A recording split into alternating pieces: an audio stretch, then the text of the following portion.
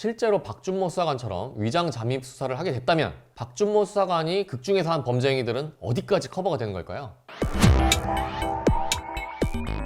여러분, 최근에 완결이 난 드라마 최악의 악 보셨나요? 저는 너무 재밌게 봤습니다. 무간도와 신세계를 잇는 조폭 잠입수사 소재인데요. 주제는 다소 클래식한 면이 있지만 그 들킬락 말락하는 긴장감을 너무 잘 연출해서 막 끝까지 두근두근하면서 재밌게 봤네요. 저 같았으면 심장 떨려서 아우 2계급 특진이고 뭐고 그냥 중간에 때려쳤을 것 같아요. 이제 제 주변에 다른 분들도 이 드라마 많이들 보셔서 저한테 이거 정말 많이 물어보시더라고요. 경찰에서 진짜 저렇게 조폭들 검거할 때 조직원으로 위장 잠입해서 수사하기도 해? 실무적으로 잘 안 하고 있으면은 뭐 하려고 마음 먹고 추진하면 할 수는 있는 거야? 뭐 이런 질문들입니다. 우선 극 중에서 주인공인 박준모 경위는 권승호라는 가상인물의 신분으로 조직 강남연합에 들어가죠. 죽은 강남연합 간부 권태호의 사촌형이라는 설정으로요. 경찰에서 가짜 신분증도 만들어주고요. 혹시 모를 경찰 내부 프락지들의 전산 조회 대비해서 경찰 전산 내부 인사기록 카드 같은 것도 다 가짜로 만들어 놓고요. 그 밖에도 여러 가지 가짜 신분 생성을 위한 조치들을 다 해놓습니다. 일단 결론을 말씀드리면 현재 우리나라에서는 이런 방법으로 조폭 수사를 하거나 마약 사범 조직 내에 침투해서 검거를 하는 것은 불가능합니다. 만약 박준모 수사관이 현실 세계에서 이렇게 가짜 신분증을 만들어서 썼으면요, 이건 공문서 위조 및 동행사죄에 해당이 됩니다. 만약에 이걸 감수하고 위조 신분증을 만들어서 쓴다고 하더라도요, 전산 자체는 바꿀 수가 없기 때문에 조직폭력배에 협력하는 경찰관이나 다른 공무원이 전산을 조회해주면 바로 걸릴 수밖에 없습니다.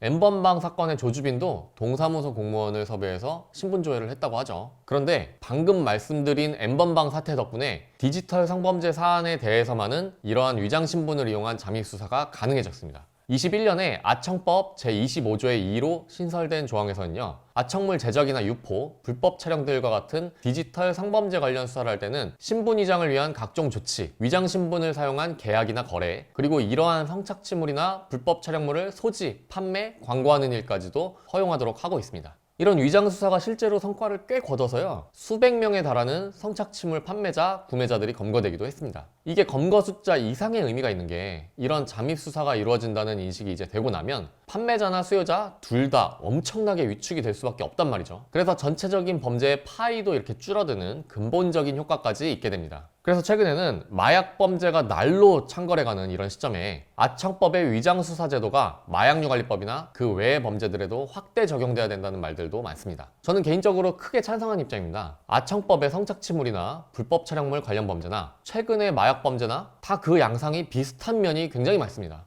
요새 마약이 더더욱 기승을 부리게 된 요소들 중 제일 큰 게 텔레그램 등을 통한 비대면 매매 확산이 있죠. 디지털 성범죄 수사랑 근본적으로 다를 게 없다고 볼 수도 있는 거고요. 전달책이나 최종 수요자 말고 좀 더 상선 공급책들을 효과적으로 잡기 위해서라도 위장 신분을 이용한 수사는 꼭 필요하다고 봅니다. 그러면 이제 만약에 이런 제도적 보완이 다 이루어져서 실제로 박준모 수사관처럼 위장 잠입 수사를 하게 됐다면 박준모 수사관이 극중에서 한 범죄 행위들은 어디까지 커버가 되는 걸까요? 극적인 연출을 위한 거긴 하지만 박준모는 다른 조직원들의 의심을 피하기 위해 엄청나게 많은 범죄에 가담하게 됩니다. 아까 말한 공문서 위조부터 해서 경쟁 조직인 재건파 조직원들과도 수없이 많은 싸움을 하면서 뭐 강냉이도 털고 쇠파이프로도 패고, 심지어는 투쟁 현장에서 아내 경찰이 위험할 것 같으니까 막 칼을 들고 다니면서 상대 조직원들을 도륙내버리기까지 합니다. 명시적으로 나오진 않았지만 그 과정에서 아마 살인을 했을 것 같아요. 그리고 자기 신분을 추적하던 탐정이 옥상에서 떨어져서 크게 다친 다음에 살려달라고 하는데 그걸 그냥 방치하고 두고 가서 죽게 만들기도 하죠. 이 정도면 뭐 거의 돌아올 수 없는 강을 건너버린 겁니다. 여기서 수사의 일환으로 어느 정도 참작을 받을 수 있을 만한 건 공문서 위조 이 정도밖에 없습니다.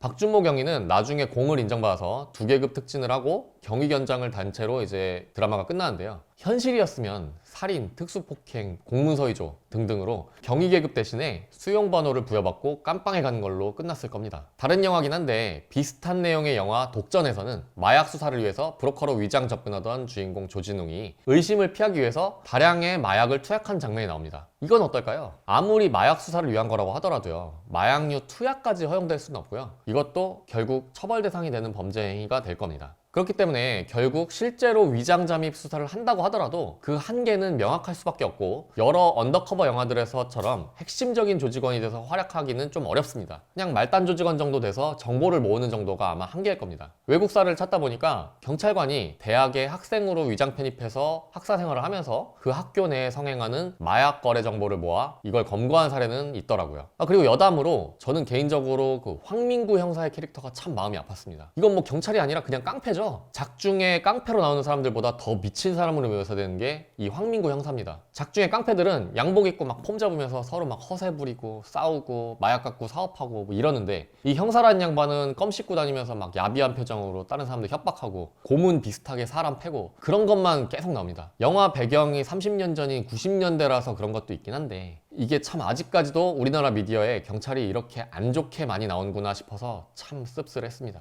관련 영상들 댓글을 보면 예전엔 저런 형사들 많았다, 요즘도 저런 놈들 있다, 저런 형사들이 있어서 경찰의 견제가 필요하다, 뭐 이런 말씀들도 많으시더라고요. 물론 이런 말들이 100% 틀린 말이라고만 할 수는 없지만요, 그래도 제가 근무하면서 느낀 경찰, 변호사로 일하면서 계속 봐온 경찰은 그렇지만은 않았습니다. 아무래도 좀 극적인 연출을 위해서 너무 과장된 캐릭터가 아니었나 싶긴 한데요, 그냥 검문차 조폭 사무실에 가서 원하는 대답 안 해준다고 저항 안 하는 조직원을 그냥 실신할 때까지 일방적으로 막 접해고, 운동장 철봉 기둥에다가 사람을 묶어놓고 야구공을 있는 힘껏 던져서 맞춰서 접해고, 나중엔 그냥 뇌물을 받는 것도 아니고 수입한 마약 수십 킬로그램을 그냥 자기가 갖고 있기도 하죠. 캐릭터의 정체성 자체가 막장 비리 경찰 뭐 이런 거 같긴 했는데요, 그래도 전직 경찰로서 보기에 좀 편하진 않았던 그런 캐릭터였습니다.